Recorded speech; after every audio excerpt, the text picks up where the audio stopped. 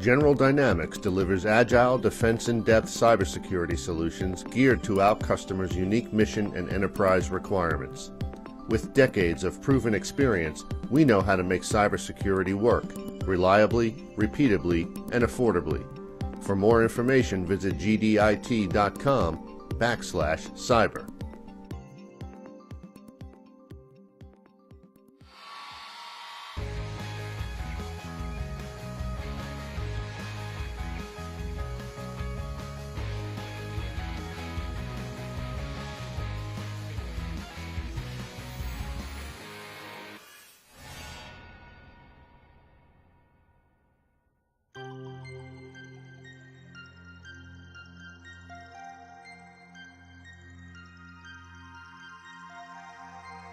Finding people who can work for the government, who can deal with this quickly changing enterprise is tough to do.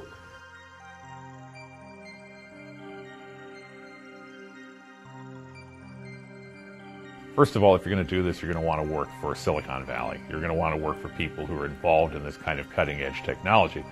Not that they're not patriotic, not that they don't want to participate with the government, but the reputation of the government is it's a delightful mid-20th century institution. It's lovely, it's hierarchical, people have their places in it, there is great security, and with some justification, there's great security aspects to this thing.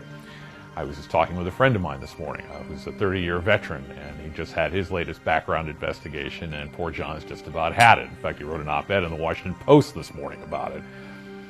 I don't know whether or not you're going to get people in their 20s, and not that they're not patriotic, but the kind of people who'd be interested in this kind of thing, who really want to go through that. So there's your first qualifier. The second qualifier is, can you find people who want to do this kind of interesting work for the government? Again, they're going to be compensated better in the private sector. They will feel as though they have more freedom in the private sector. Now, again, I will go back to the institution of government here, which is that we have a delightful mid-20th century, based on the military, kind of hierarchical institution where you report to branch chiefs and division chiefs and all the rest of it. And the young people in their 20s now, this is a very different group of people than we were when we grew up. They're used to having much more freedom. They're used to being able to talk to people, to move in different circles. They're used to being on the internet.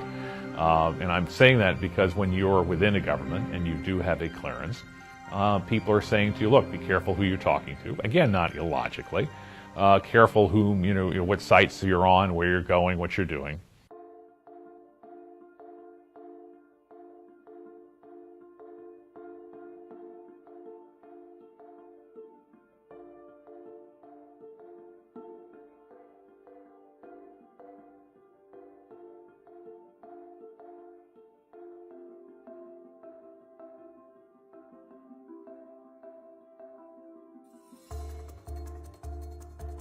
That's a lot of people, and a lot of people who could do other things in other areas.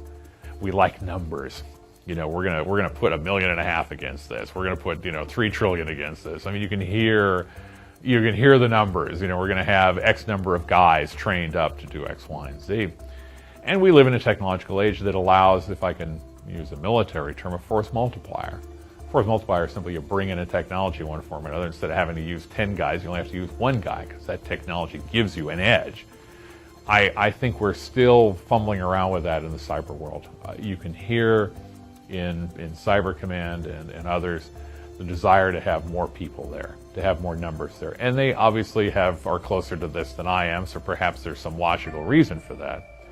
If I'm to believe what I've read publicly, the Chinese have about 10,000 people devoted to this kind of thing. The Russians, I guess, have 5,000 or 8,000. I mean, these are all disputed numbers, but you now see that embedded in the military and in Israel, or certainly in North Korea and others, that they have substantial military units devoted to this.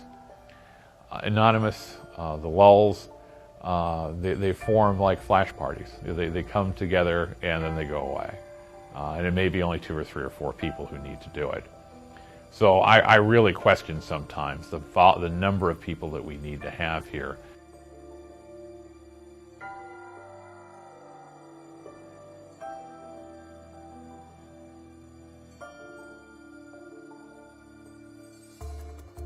If we do get them, the question then becomes one of how do you hang on to them?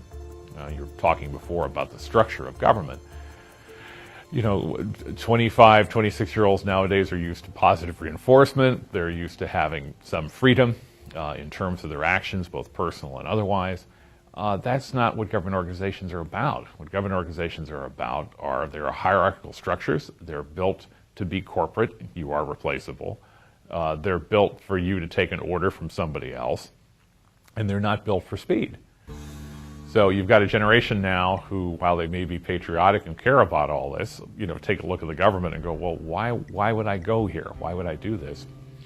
Second of all, and this is a cultural thing, I think, even more than that, is that you now have a younger generation of people who view hackers as positive. Old guys like me hear the word hacker and they think, well, nasty kids that are breaking into, we're almost like an old man on the front lawn, sort of, shaking our fist and telling them to get off. But these are generation of people who respect these hackers and who really appreciate the kind of work that they do, who are willing to participate in some of these lulz groups, who are willing to participate and view someone like Anonymous as a positive.